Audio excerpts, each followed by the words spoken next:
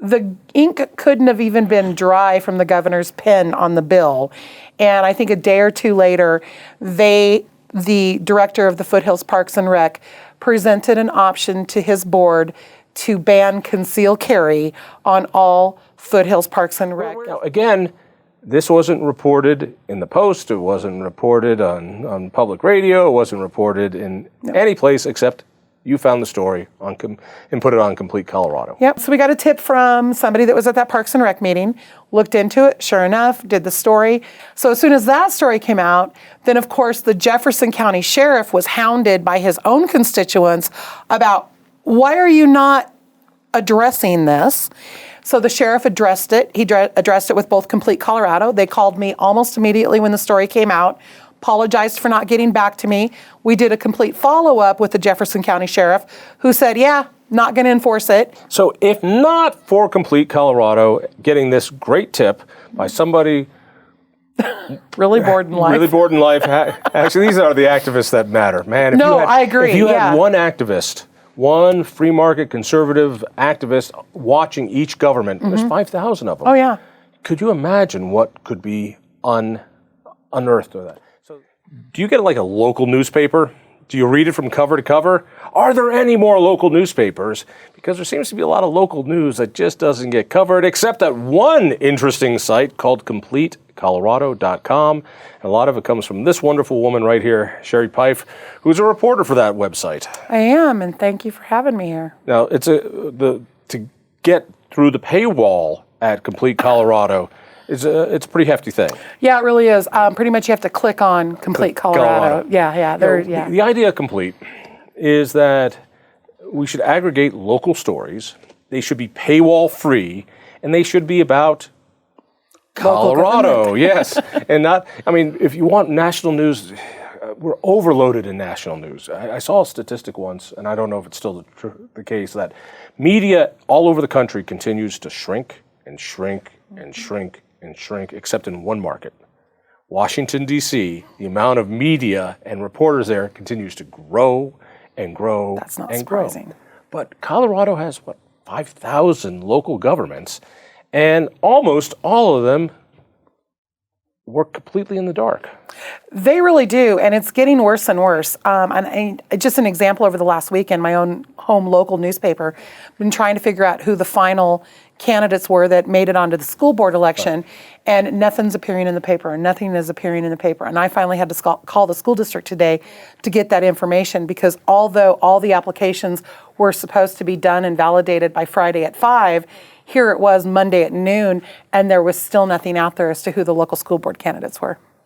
But has that always been the case? Oh, no. I covered education for years for that very same paper, and I can guarantee you at noon on that Friday, on that deadline, we would have been at the District 6's office asking for who had turned in applications. And then it would be in the next day's paper. It would be in the next day's paper and during the internet times online right away. And what's so amazing about this is most government affects you at the local level. More so than anything. Yeah, I mean, taxes, certainly from the federal, when it comes to foreign policy and imports and exports and tariffs, yeah, I'll give you that. When it comes to your property taxes, when it comes to how your kids are educated, when it comes to can this store open or can I build an addition to my house, it's all right in your backyard. Exactly. Most of the government that tells you what to do, how to live, and what your kids should think all come from local government, and there's almost no reporting. No, there's not, and it's getting worse.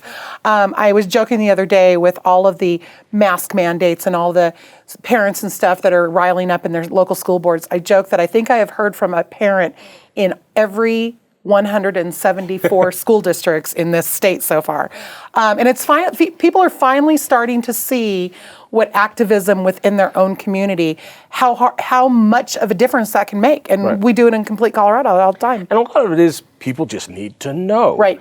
So as Facebook throttles back a lot of communications, and we know it has because it's throttling back a lot of Complete Colorado stories, it's really hard for people to connect to know what's going on in their own backyard. It's not like the Denver Post is going to cover it. I think there was a time that between the Post and the news, there was, there was 500 reporters Right. on the two papers, and now there's 70 reporters at the Post, and that's about it.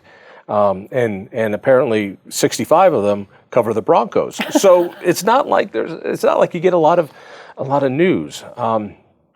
Tell me why it's important, though. Well, and I think if you look at the folks who live in Lakewood and the folks who live in the Foothills Parks and Rec Division, our district, mostly just recently, are two great examples of why it's so important. I got tips from folks who are really, I guess, maybe bored, I don't know, or are super excited or super activists in their communities. In both situations, somebody went to a Lakewood City Council meeting, and it got brought up that they were considering putting on the ballot this year up to a 30% increase in tobacco tax. Okay, let's do that story first. Okay. And by the way, the punchline for this is, if you know something that's going on in your local government that shouldn't be, talk to Sherrie Right, Peif. call me. Call Complete Colorado. It really matters that people tell you. So, we have this process. The cigarette taxes have gone skyrocketing. Right. There was a deal struck with the governor last year, which bumps up cigarette taxes considerably. It's already most sin taxes. And now the state legislature passed a law that said localities can have local control over tobacco taxes, which is a lie, because local control means they could lower the tax. No, it's a local ratchet, in that if you want to go higher than what the state cigarette tax is, you can do that, but you can't go any lower. So to call it local control is a bald-faced lie. And there was even part of that bill, a cap on, I don't know if it was a bill or a ballot amendment or a ballot initiative, but there was a cap on how low a pack of cigarettes could be sold.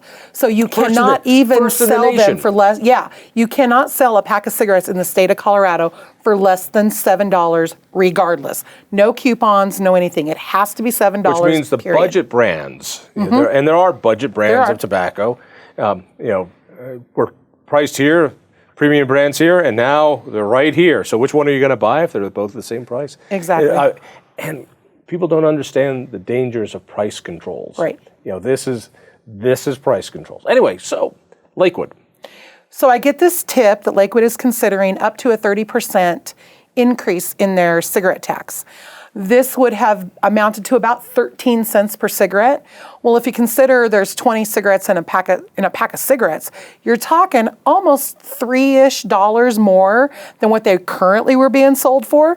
So at that point, Lakewood cigarettes were already close to $9 a pack. So this increase was going to take them to nearly $12 a pack, and maybe more. So look into it, write the first story, and we finally have started. I get it. I mean, yeah. It's not like cigarette smokers are people, so it's a lot easier to beat them up. There was a time when cigarette smokers were people, right. But now that they're just this much, no, they're not people, and so they're really easy to beat up on. It's free money because their lifestyle is not respected. Right. So. And it got even better, because we wrote our first story, and we finally have started just putting names and email addresses and phone numbers to the local officials that people can call and email and tell them how they feel about it in the story.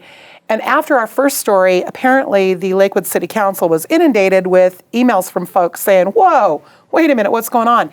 And if you think about it, 30%, there's several high-dollar cigar shops in Lakewood. And if you think 30% on a cigar, I mean, some of those cigars, you're a cigar smoker, you know what a good cigar costs. So take even a $25 cigar that's just one cigar and add 30% more to that on top of all the other taxes. You're talking another $7.50 just for every $25 cigar just to go to local government. So people called in, they put it on the docket. By the time it finally made it there, it was 50%. They had gone all the way up to 50%, but it was even, the beauty of it was the voters of Lakewood were only going to vote on the 20% increase, and they were automatically going to give Lakewood City Council, or the city of Lakewood, the ability to take that all the way to 50%. All right, let me repeat this back to you. Let me see if I got this. So the city council was going to put something on the ballot. The city council was going to put a 20-30% tax increase on the ballot. All right, governments do this all the time. but it had this wonderful sliding scale that would give them permission, the city council, to just bump it up whenever those 7 people decided this is without another vote. Without another vote. It could have been the day after the election. They could have said 20% tonight, and the next day the council could have bumped it to 50. There'd be nothing they can do. No, exactly. Well, God bless the fact that people get a vote on these things. At least they didn't call it a fee. But what happened? You got hold of the story. Now, I would think the Post or the local paper, there's a Lakewood paper, isn't there? Yep. There's a Lakewood paper that should be all over this, that coming up tonight on your city council, they're going to try to tax smokers 50%. What do you got? You should know about this. Nobody knew about it until you broke the story. And nobody even followed up and covered the story thereafter. So all of the emails and phone calls that went to the local city council came from Complete Colorado, to a point of where the city council members chose not to put it on the ballot. They had enough pushback from local residents to not put it on the ballot. So in other words, a simple story from you reporting the truth that this was going to be voted on, that's all one news outlet needed to do for people to go, what the hell? And give enough static that it was killed. Yep. Isn't it amazing when people are informed what can happen? Yep. So why doesn't a story like this get covered in either the Post or even the Lakewood paper? That's a really good question. And right now, during this particular time in our life, I'm going to say COVID, everybody is finding every local angle. You know, there was always, when I was at the paper in Greeley, there was always a talk of localizing news stories. So if something happened in Pueblo that was big enough to make state news, you would find a way to localize it in Greeley. And because of COVID and Black Lives Matters and all the other problems going on right now, everybody is so busy talking about vaccines and masks that... But from my nerdy point of view, when the legislature passes a law that allows localities to take advantage of smokers this way, it seems like, well, then every paper ought to go, are they trying to do it here? Are they trying to do it here? And if other places are doing this, are you aware? Did it help send a shudder to some of the other cities that are considering this? Because it's free money. They're not people. They just are smokers. Right, exactly. You know, I wish I had an answer for you, John. It's one of those things that we've been fighting here at Complete Colorado since I came here 7 years ago, to try to get more local stuff out. And it seems like when we report on local news, that's what gets the most friction, because of nobody else is covering it. They're all covering state and national news. And I don't understand, because like you said, there's a local newspaper there. Right. All right. You also did another local story, which I think had huge state implications. So just as the tobacco law, tax law, said, well, now you can have local control over your tobacco taxes. A city can raise them, never lower them, can only raise them. They also passed this wonderful idea of a local minimum wage increase. So you can raise your minimum wage in the city or town, but you can't lower it past the state. So if unemployment is rampant in Lyman, and by lowering it a little bit would help unemployment, they can't do it. But if Aspen wants to go crazy and make a $50 an hour minimum wage, they can. And then something that is going to be abused until it's changed. Colorado had a preemption law against gun control. That is, that since people cross over state, local, and city and different counties, that said any gun control law needs to happen on the state level, so that we're all living under the same law, that you don't drive to work and all of a sudden you're a criminal. They undid that this year. So, of course, that meant that a locality could increase gun control, but they couldn't decrease gun control. They couldn't say, yeah, you can have more, you can have higher capacity magazines, or you can have concealed carry without, constitutional carry. If you're legal to buy a gun, you're legal. They can do all these things. No, it only goes in one direction. And so I was waiting for, of course, some nannyistic god-awful place like Boulder, Colorado, to make me a criminal again. But it wasn't Boulder that did it. Who did it? No, and it wasn't even a city. It was a special taxing district. It was the Foothills Parks and Rec District in unincorporated Jefferson County, who the ink couldn't have even been dry from the governor's pen on the bill. And I think a day or two later, the director of the Foothills Parks and Rec presented an option to his board to ban concealed carry on all Foothills Parks and Rec. Where's Foothills Parks and Rec? So Foothills Parks and Rec is all of unincorporated Jefferson County. So for some folks who might understand where Clement Park is in Littleton, which is a huge facility that is, my son grew up at Clement Park and we live in Greeley because of baseball tournaments and soccer tournaments. It's a very much used park in the state of Colorado. There's some ice rinks and some swimming pools, and I think it serves 98,000 people. So it's a pretty big district, but it serves all of unincorporated Jefferson County. So if you're not in Lakewood, if you're not in a city, everything else in unincorporated that is Foothills Park and Rec. Right, exactly. All right. So they decide that they're going to take this to the board and ban concealed carry on all of their properties. So in other words, if you want to go hiking and meet a bear, you can't have a gun on you. Exactly. And if you're just, walking, again, crossing between jurisdictions, I guess you're going to have to take your gun off as you walk. Yeah. Wait. So let me understand this. So it wasn't an anti-gun city like Boulder that decided to take the first step in making us criminals. It was a park and recs department. Yep. Their job is to clean up the baseball fields for Little League games and make sure the open space looks good. And so their job, they thought, was to take away concealed carry. And how many days after the bill was signed? I think it was 2. So I know something about local governments, being involved in them. Nothing happens in 2 days. Nothing happens in 2 days. So my suspicion is that long before this bill became a law, that some little busy somebodies in this district decided, we can do something about gun violence. And they decided that disarming people and leaving them defenseless against either rapists, murderers, or mountain lions was a good idea. And so they obviously planned this. I mean, it's so obvious that they planned it. Did you get any evidence of that? The director even admitted that they had been looking at this for a long time based on 3 incidences that had happened over the last 10, 11, 12 years, none of which were concealed carries. He continues to say that one was a concealed carry, but I did records requests with the Jefferson County Sheriff's Department and the Jefferson County DA's office. None of those records requests presented anything that showed that anybody that was involved in those 3 incidents were concealed carry folks. Time. So the head of this district said, we've been thinking about this for a long time because we've had 3 incidents over the last decade and a half, whatever. And as it turns out, he's lying or he has Alzheimer's because concealed carry had nothing to do with any of those 3 incidents. Correct. In fact, one of them, both of the folks that were arrested were juveniles. So that could not have been concealed carry. One of them, you have to be 21 years old in order to get a concealed carry permit. One of them, there was no charges brought whatsoever. And the other one, there was nothing in any of the reports about it having to do with concealed carry at all. In fact, the initial report to the police department was the guy was carrying a rifle into one of the Funplex facilities in there. So pretty sure it's kind of hard to get a concealed carry permit for a rifle.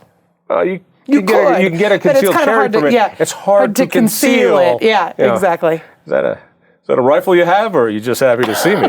Right. So obviously the guy couldn't say what he really meant, which is, I am an anti-gun zealot, and I'm going to use my position on a Parks and Rec department to do what I can to make a statement about guns, Correct. Which has nothing to do. Now, again, this wasn't reported in the Post. It wasn't reported on public radio. It wasn't reported in any place except You found the story and put it on Complete Colorado. Yep, we got a tip from somebody that just happened to be at that Parks and Rec meeting, which you really have to be bored to be hanging out at a Parks and Rec meeting. Honey, what do you want to do today? Well, let's go to the Parks and Rec meeting. So we got a tip from somebody that was at that Parks and Rec meeting, looked into it, sure enough, did the story, got even better because, of course, I called the Jefferson County Sheriff's Department, our office, to find out how they felt about it, because since it's unincorporated. This is a different story, though. No, this is, because. But you this was story one, and then follow-up. There was two, yeah. Right. So story one, I called Jefferson County Sheriff's Office to find out how they felt about it, because being unincorporated Jefferson County, that's who's going to have to enforce it. It's not going to be Littleton, Lakewood, anybody police department. It's going to be Jefferson County. Because for those who don't follow it, police take care of law enforcement in cities. Right. If you're not in a city, it goes to the sheriff's office. Right. And so. Well, the Jefferson County Sheriff's Office, or Jefferson County Sheriff, did not get back to me. So I resorted to my friend in Weld County, Sheriff Steve Reams, who said, well, if I was sheriff, this is what I would do. Absolutely nothing. So as soon as that story came out, then of course the Jefferson County Sheriff was hounded by his own constituents about, why are you not addressing this? So the sheriff addressed it. He addressed it with both Complete Colorado. They called me almost immediately when the story came out, apologized for not getting back to me. We did a complete follow-up with the Jefferson County Sheriff, who said, yeah, not going to enforce it. He then went to the Parks and Rec Board and said, not going to enforce it. He sent them a letter or something. He sent them a letter telling them he was not going to enforce it. So if not for Complete Colorado getting this great tip by somebody really bored in life. Really bored in life. Actually, these are the activists that matter. Man, if I agree. If you had one activist, one free market conservative activist watching each government, there's 5,000 of them. Oh, yeah. Could you imagine what could be unearthed with that? So gives you the tip. You say, this is the first local government that's going to play this trick. People hear about it. They go ballistic because it's their backyard and they're going to be disarmed. Law-abiding people are going to be disarmed because that's what gun control does. And by doing that, they get enough pressure that the sheriff has to get involved and say, since this district is solely in my jurisdiction, and the Park and Recs Department, what are they going to do? Well, we're not going to let you check out any more volleyballs if you if you break this rule. We're not going to enforce this. Right. So go enforce it on your own. And it meant that this thing melted away. It went away. Between the sheriff and the pushback that they got from the community, it went away. They didn't even bring it to a vote. They actually contacted me again right after it happened and said, yeah, we're not even going to approach this anymore.